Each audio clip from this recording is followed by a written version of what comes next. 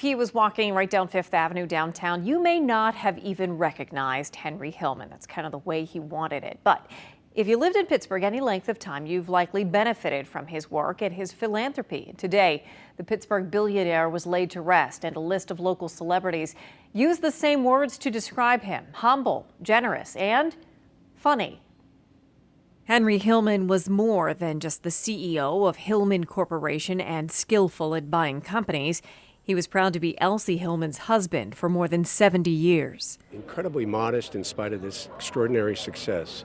Very humble, soft-spoken, fabulous sense of humor.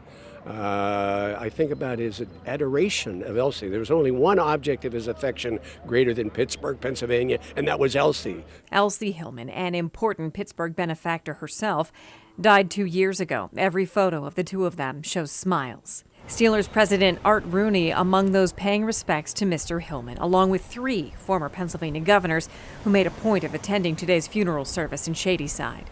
Leadership, in his own way, providing the kind of spark of leadership that is necessary to make any community grow and prosper. And he certainly did more than his share for Pittsburgh. He's going to be greatly missed. Former Pittsburgh Mayor Tom Murphy describes Henry Hillman's costume parties. He had such a spirit about him that he disguised.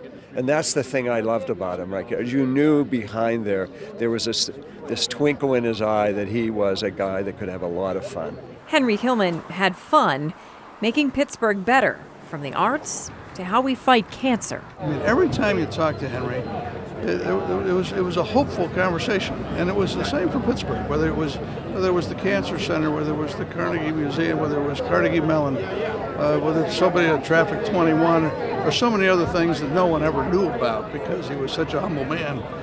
It was always about how can we make things better? What about tomorrow? A little history for you. Forbes says Henry Hillman sold the assets of his father's coke and chemical business that supported the steel industry here and invested that money early into real estate and venture capitalism. Hillman was worth billions and gave tens of millions of dollars away in his lifetime.